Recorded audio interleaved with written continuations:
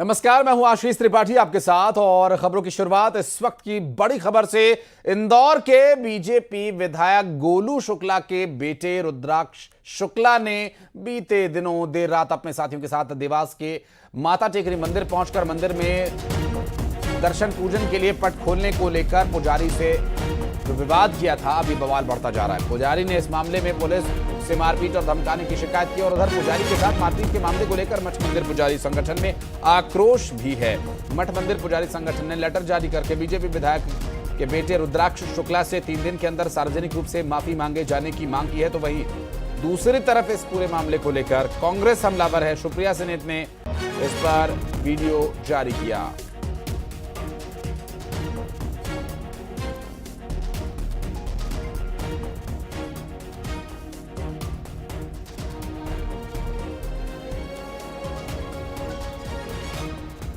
आपको बता दें कि गोलू शुक्ला के बेटे हैं रुद्राक्ष शुक्ला। आपको बता दें ये भी कि जो तस्वीरें सीसीटीवी वीडियो सामने आए, अलग अलग मौके पर रात के समय माता रानी शयन आरती के बाद सो जाती हैं, ऐसी आस्था है। लेकिन अब विधायक का बेटा है तो रात को माता को भी उठाना जरूरी है क्या, ये भी एक सवाल।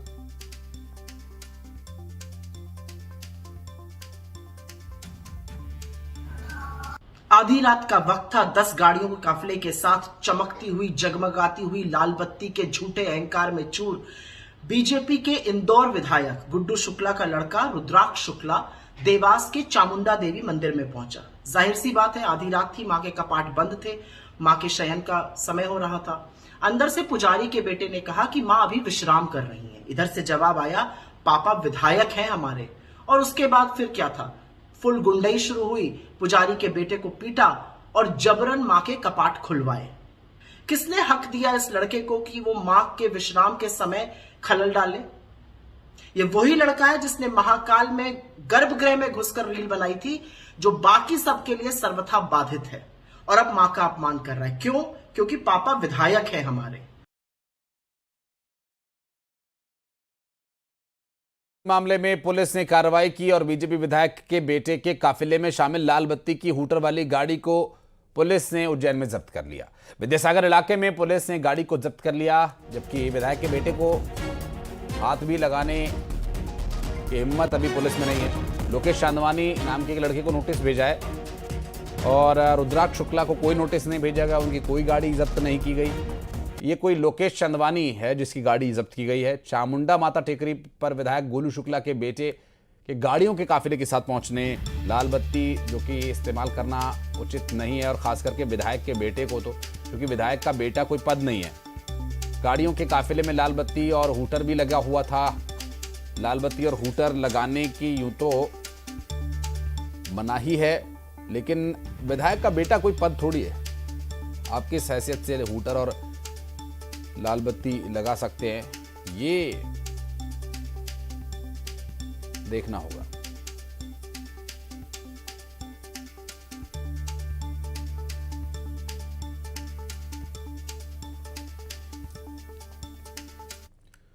और खंडवा में पानी की परेशानी को लेकर 2 इलाकों में लोगों ने चक्का जाम किया था और इसे लेकर 8 लोगों पर एफआईआर दर्ज की गई है।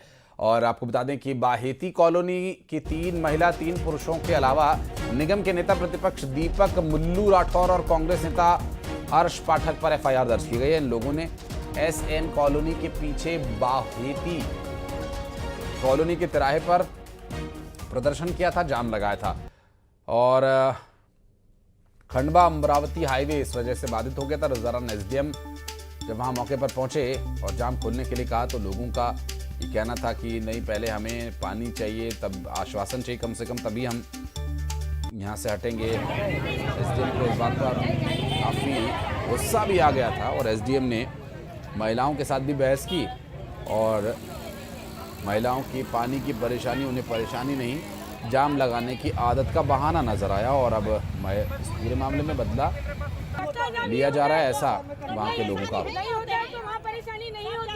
आज पानी नहीं बोले, हमने गुप्ता जी को लगाया तो बोले आएगा, पानी आएगा। रात को भी बोले, सुबह बोले 11 बजे तक आएगा, 9 बजे तक आएगा, तो 9 बजे तक का भी काय का पानी तो कोई आने का तैयार नहीं था। इसलिए सब इकट्ठे होके फिर हमने चक्का जाम करा। तो वो एसडीएम पहले तो ये लोग बोले कि कोई आएगा नहीं, आप लोग घर जाओ, हम FIR कर देंगे।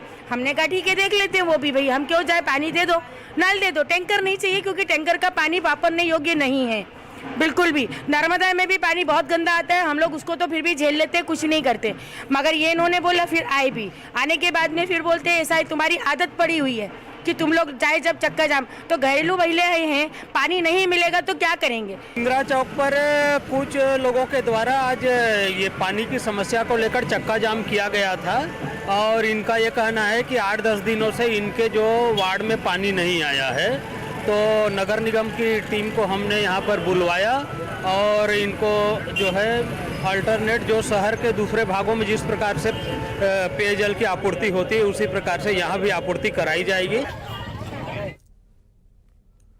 और हमारे सहयोगी अमित इस वक्त हमारे साथ जुड़ गए। अमित, वहां पर जो महिलाएं या प्रदर्शनकारी लोग थे वो ये कह रहे हैं कि एसडीएम साहब बदला ले रहे हैं क्योंकि हमने उनके सामने अपनी मांगों को ठीक तरीके से रख दिया था और इस बात से एसडीएम साहब को काफी चोट पहुंची, उनके दिल पर ठेस लगी है कोई। जी बिल्कुल आशीष, मैं बता दूं कि खंडवा में नर्मदा जल योजना से पेयजल व्यवस्था यहाँ की बनाई जाती है और 11 दिन में 3 बार पाइपलाइन फूटने की वजह से यहाँ की जो पेयजल व्यवस्था है वो बहुत ही बिगड़ गई। जब पानी नहीं मिला तो महिलाएं और लोग सड़कों पर उतर आए और पानी की मांग करने लगे, चक्का जाम की स्थिति बनी। और ऐसे में जब यहाँ एसडीएम, टीआई और अन्य अधिकारी पहुंचे नगर निगम के तो उन्होंने महिलाओं से बातचीत की। पहले समझाइश का दौर चला, लेकिन एसडीएम साहब ने जब ये कहा कि तुम लोगों ने आदत बना ली है, बार बार चक्का जाम तुम ही करते हो, उसके बाद महिलाएं भी आक्रोशित हो गई थी। और तब एसडीएम ने कहा था कि कार्रवाई कर सकते हैं। महिलाओं ने पूछा था कि क्या कार्रवाई करेंगे, तो उन्होंने कहा था कि बताएंगे। और ये जो वो बताएंगे कहा था, ये सामने आया है। 8 नामजद लोगों पर FIR और अन्य लोगों पर भी हुई है। वहां की 3 महिलाएं, 3 पुरुषों सहित जो नगर निगम के नेता प्रतिपक्ष दीपक मुल्लू राठौड़ पहुंचे थे और कांग्रेस नेता हर्ष पाठक पहुंचे थे, उन पर भी FIR हुई है। तो अपने हक के लिए लड़ाई लड़ने के बाद लोगों को अब FIR का भी सामना करना पड़ा है। पुलिस ने FIR दर्ज की है। जो जिला दंडाधिकारी के आदेश होते हैं, जो सुरक्षा व्यवस्था और जो यहाँ की व्यवस्थाएं होती है उसको प्रभावित करने के मामले में धाराओं में जो है ये FIR दर्ज हुई है। और अब जो है यहाँ से लोगों की ये बात निकलकर सामने आ रही है कि जो पानी नहीं पिला पा रही विश्वा कंपनी, उसके खिलाफ FIR की मांग चल रही थी, लेकिन अब तो लोगों के खिलाफ FIR दर्ज हो गई है। कल अलग अलग जगह 2 स्थानों पर चक्का जाम हुआ था और उनमें से जो पहला था जहां एसडीएम साहब और बाकी लोग पहुंचे थे, वहां के लोगों पर FIR दर्ज हुई है। निश्चित रूप से अब इस FIR का क्या जवाब होगा। अब गरीब आदमी, मजबूर आदमी जो पानी के लिए प्रदर्शन कर रहा है वो FIR ही झेल सकता है, या फिर कोई प्रशासनिक सहयोग, हस्तक्षेप, बीच बचाव, मदद करने के बजाय ये कार्रवाई अगर की जा रही है तो निश्चित रूप से लोगों को अभी कुछ और परेशानी का सामना करना पड़ेगा। FIR उन पर दर्ज कर दी गई है, जिन भी धाराओं के तहत उन पर FIR हुई है। उन्हें FIR की उम्मीद संभवतः नहीं रही होगी अमित, लेकिन अब FIR हो गई है तो फिर हो गई है। बहुत शुक्रिया आपका हमारे साथ जुड़ने के लिए। और टीकमगढ़ से खबर है, जहां पर छेड़छाड़ के विरोध में महिला को जिंदा जलाने की कोशिश के मामले में न्यूज 18 की खबर का बड़ा असर हुआ और मामले में लापरवाही बरतने पर एसपी ने थाना प्रभारी को लाइन अटैच कर दिया। बता दें कि पीड़ित महिला ने 8 दिन पहले थाने में शिकायत की थी, जिस पर पुलिस ने कार्यवाही नहीं की, जिसके बाद आरोपी ने घर की खिड़की में पेट्रोल फेंककर महिला को जलाने की कोशिश की, जिसमें महिला समेत 3 लोग बुरी तरह से झुलस गए थे।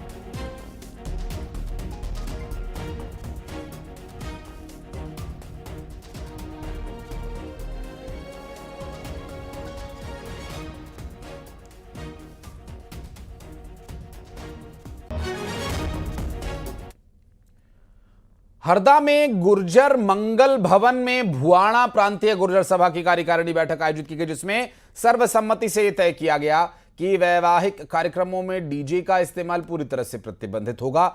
इस नियम का उल्लंघन करने वाले परिवार पर 11,000 रुपए का जुर्माना लगाया जाएगा। समाज ने शादी विवाह में शराब के सेवन पर रोक लगाने का फैसला किया है। साथ ही सड़कों पर महिलाओं के नृत्य को भी प्रतिबंधित कर दिया गया है। बच्चों की उच्च शिक्षा को बढ़ावा देने पर भी चर्चा यहां की गई। जो लोग इसके पक्ष में हैं,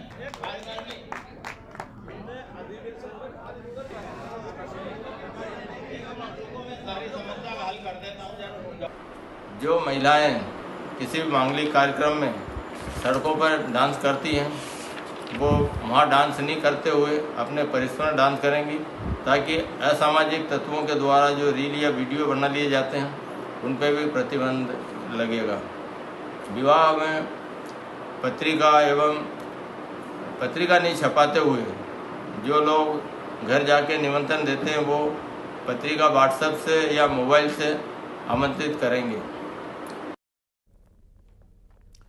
और नीमच में 3 जैन संतों पर सिंगोली के पास कछाला में बदमाशों ने हमला कर दिया। घटना की जानकारी मिलने के बाद पुलिस तुरंत मौके पर पहुंची और कार्रवाई करते हुए 6 बदमाशों को पकड़ लिया गया। हालांकि घटना को लेकर जैन समाज के लोग नाराज हैं। आज सिंगोली बंद बुलाया गया। उधर पुलिस का यह कहना है कि इस घटना से तुरंत सबक लेकर कार्यवाही करनी चाहिए। संतों पर इस तरह का हमला नाकाबिले बर्दाश्त है। जैन समाज ने अब सिंगोली बंद का आह्वान किया है।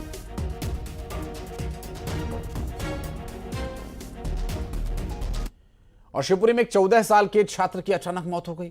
बताया जा रहा है कि जयदीप नाम का बच्चा घर पर खाना खा रहा था और अचानक वो बेहोश होकर गिर पड़ा। आनंद फानन में परिजन जिला अस्पताल लेकर पहुंचे, लेकिन डॉक्टर ने उसे मृत घोषित कर दिया। परिजनों ने शव का पोस्टमार्टम नहीं कराया। ये कहा जा रहा है कि साइलेंट हार्ट अटैक से बच्चे की मौत नहीं हो सकती।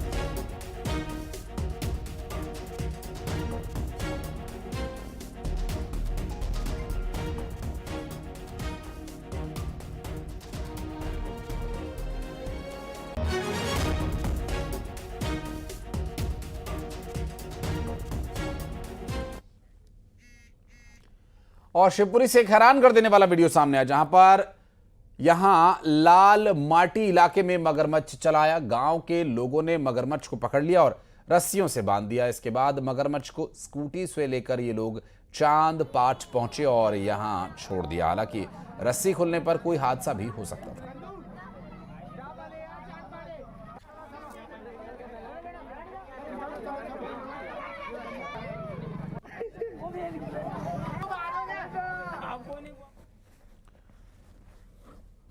और जांजगीर चांपा से बड़ी खबर, धर्मांतरण कराने के आरोप में पुलिस ने 4 आरोपियों को गिरफ्तार कर लिया।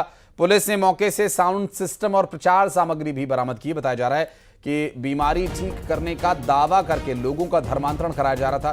स्थानीय लोगों की सूचना पर पुलिस ने कार्यवाही की है। पुलिस की गिरफ्त में आए 4 आरोपियों से पूछताछ की जा रही है और उसमें उन्होंने इकबाले जुर्म किया।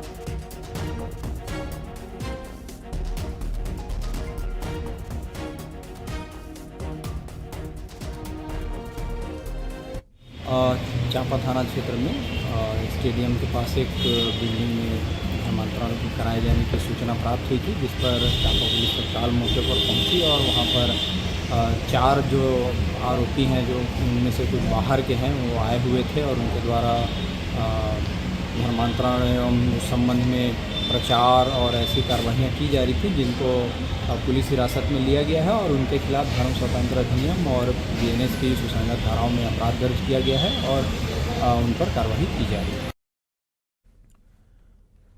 और मथुरा में आज से हर्षा रिछारिया सनातनी युवा पदयात्रा की शुरुआत करने जा रहे हैं। ये यात्रा वृंदावन से शुरू होकर संभल तक जाएगी। हर्षा रिछारिया के साथ किन्नर महामंडलेश्वर हेमांगी सखी भी साथ रहेंगी। पदयात्रा का मकसद सभी सनातनियों को जोड़ना है। 175 किलोमीटर की ये यात्रा तय करके ये पदयात्रा 21 अप्रैल को संभल पहुंचेगी। हर्षा ने सभी सनातनियों से पदयात्रा से जुड़ने की अपील की है। इस पदयात्रा में शामिल होने से पहले हर्षा ने मंदिरों में जाकर भगवान का आशीर्वाद लिया। एक मुस्लिम दंपत्ति भी इस पदयात्रा में शामिल होने के लिए पहुंचा है। महाकुंभ में सबसे आकर्षण का केंद्र रही और साध्वी का टैग पा चुकी हर्षा रिछारिया आज कान्हा की नगरी मथुरा में है और वो यहाँ से सनातन को जोड़ने के लिए यात्रा निकाली है। हमारे साथ हर्षा रिछारिया, उन्हीं से बात करेंगे। हर्षा जी, कहाँ से विचार आया सनातन को जागृत करने का? क्यों सनातन तो कभी ना अंत हुआ है। बिल्कुल, हम बार बार ये बात बोलते हैं कि सनातन का ना तो आदि है ना अंत है, लेकिन अब समाज को, खास तौर पे युवाओं को थोड़ी सी ज़रूरत है हमें जागरूक करने की।